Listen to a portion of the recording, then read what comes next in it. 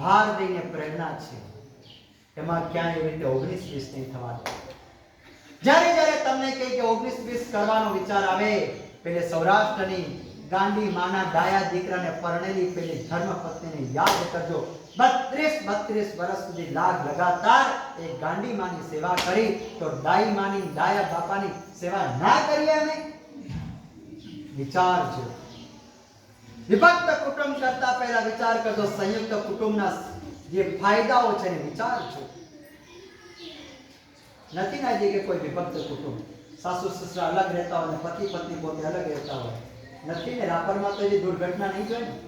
રાપરનો જે દુર્ભાગ્ય એવું નહીં પ્રગટ થયું. એવો વિશ્વાસ રાખો, એવો વિશ્વાસ રાખો.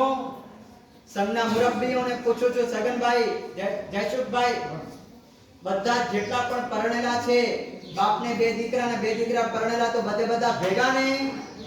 પોતાની વહુ અને દીકરાઓ બધા ભેગા ને? હે? કેમ?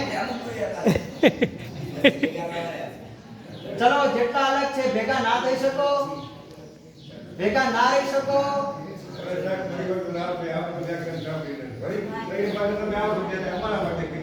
નહીં, ફરી પાછા ત્યારે જ આવતું જે વિભક્ત થઈ ગયા છે, સંયુક્ત થશે તો જ, નહીતર નહીં. ખાલી કઈ ગળા ફાડવા માટે નથી આ ગુરુદેવને મોકલ્યા. રિઝલ્ટ કાંઈ સારું નહીં, બધું જ સારું આવવું જોઈએ તો જ.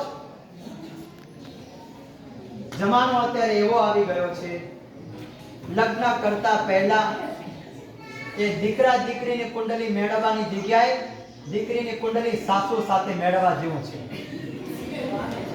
સાસુ સાથે કુંડલી મેળવાઓ, क्या मन में राम ये जानसे કે આતાની સાથે તગડે છગડે ચાલુ થઈ જશે. વિભક્ત પરિવાર, અમે બેન અમારા બે, બસ સાસુ સસરા એટલે જાણે મફતના ભાવની અંદર મળેલી ચીજ વસ્તુ હોય ને એ રીતેની ગણના થાય છે. પણ એ નથી વિચારતા કે આ મા બાપ હતા ને, આ સાસુ સસરા હતા ને, તો તમારો ધણી પેદા થયો છે ને કે ના થાય. એ કેમ નથી વિચારતા? આ વિચારો તો ખ્યાલ આવશે કે આ પતિદેવને પણ પેદા કરનાર આ છે. કે ઝાડ ઉપરથી તમે તમારા પતિને તોડીને નથી લાયા, કે કોઈની ખેતીની અંદર કોઈની વાડીમાં ઉગેલો તો તોડીને નથી લાવ્યા. પતિદેવને પણ ખાસ ભલામણ, જે અહીંયા પરણીને બેઠેલા છે, કદાચ એ પોતાના મા બાપથી અલગ થઈ ગયા છે, તો આગળની સાંભળીને બધી વાતો આવશે. પછી એક વાત ખાસ, તમે પણ જો કદાચ તમારા લગ્ન પછી તમે તમારા મા બાપથી અલગ થઈ ગયા હો, તો તમે બહુ મોટું પાપ તમે કરી રહ્યા છો, બહુ મોટી ભયંકર ભૂલો કરી રહ્યા છો. તમારા પત્નીના ચડાવે કદાચ પત્નીને, એટલે તમારી પત્નીને તમારી માં એટલે કે સાસુઓના અણબનાવને કારણે કદાચ તમે અલગ થઈ ગયા હો, તો પણ તમે બહુ મોટી ભૂલ ભરેલું પગલું તમે ભરી લીધું છે. દીકરાઓ માટે જે પરણીને બેઠેલા છે એમને કહું કે તમારી પત્ની એ ભગવાન તરફથી મળેલી ગિફ્ટ છે. તમારી પત્ની એ ભગવાન તરફથી મળેલી ગિફ્ટ છે, પણ તમને મળેલા તમારા મા બાપ એ ગિફ્ટ તરીકે મળેલા તમારા ભગવાન છે. એ ભગવાનને શું કામ છોડો છો? જીવતા જાગતા ભગવાનને છોડી દેવાના, જીવતા જાગતા ભગવાનને તરછોડી દેવાના, અને મંદિરમાં રહેલા ભગવાનની અષ્ટપ્રકારની પૂજાઓ કરવી, ચડાવા લઈ લઈને પહેલી પૂજાઓ કરવી. કેવી રીતે મંદિરનો બેઠેલો ભગવાન તમારા ઉપર પ્રસન્ન થશે? ઘરના જીવતા જાગતા ભગવાનને પહેલા પૂજો, જીવતા જાગતા ભગવાનને પૂછો, પછી મંદિરના ભગવાનને પૂજો, તો એ પ્રસન્ન થશે. એમને એમ નહીં થાય.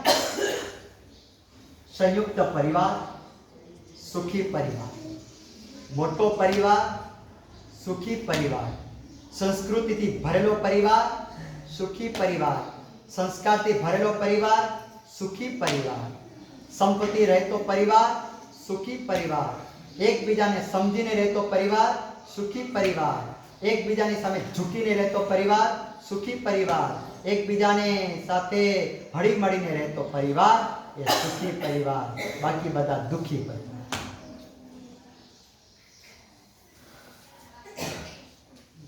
બરાબર? સમય થઈ ગયો છે. ફરીથી ધર્મપત્નીના 6 લક્ષણો યાદ કરાવી દઉં છું. યાદ ના રહ્યા હોય તો જોઈ જોઈને પણ બોલજો. નંબર 1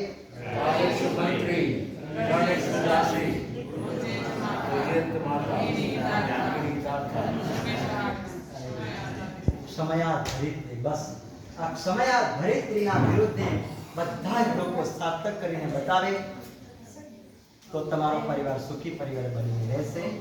બસ પરમાત્માની આજ્ઞા વિરુદ્ધ બોલાયું હોય, વ્યાખ્યાન કરતા કરતા કોઈ ના બોલવા જેવા શબ્દો બોલાઈ ગયા, તમને કોઈને માઠું લાગ્યું, ખોટું લાગ્યું હોય તો બધાની સામે ત્રિવિધે ક્ષામ કદમ શિવાસ્તુ સર્વ જગતા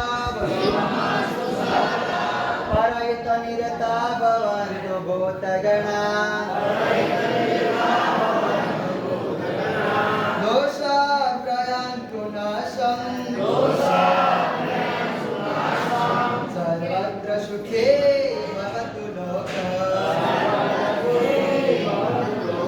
વિશ્વ શાંતિ નિમિત્તે બાર નૌકાનું સ્મરણ. ગુરુ બહારથી બહુ કડક લાગે, કઠોર કડક લાગે, પણ અંદર જેમ નારિયેળ હોય બહારથી કડક હોય, પણ અંદર જુઓ તો એકદમ મીઠું પાણી એમાં મળે. મસ્ત મજાની કોમળ પોચી મલાઈ પણ એમાં મળે. ગુરુ પણ નારિયેળ જેવા હોય, બહારથી એકદમ કડક હોય, અવસર આવે તો એકદમ કઠોર બની જાય, બનવું પડે, પણ અંદરથી એકદમ મુલાયમ હોય છે. એટલે જે પણ અત્યારે તમને કહેવાય ગુરુ ભગવંતોની વ્યાખ્યા તમે બદલી નહીં નાખતા. બરાબર? એક ધ્યાનમાં રાખો. પૂજ્ય સાહેબ આપણે કીધું કે અમે ધર્મપત્ની વિશે આપણે જણાવ્યું, તો આજે જન્મ કલ્યાણક છે અને અમારે આખો દિવસ બંધ જ છે, તો આપને હજી ફરી વિનંતી કરું છું કે આજે અમે આમ તો અમારા સકંજામાં આવીએ નહીં, તો આજે બંધ છે, તો હું ફરી વિનંતી કરું છું કે બપોરે 3:30 વાગે આપ જેટલી આપની ઈચ્છા હોય 3:30 થી 5:30 સુધી જો કરીને આવી દોરાવશો તો આપ જાહેરાત કરો અને અમે બપોરે 3:30 વાગે વ્યાખ્યાન ચાલુ રાખીએ.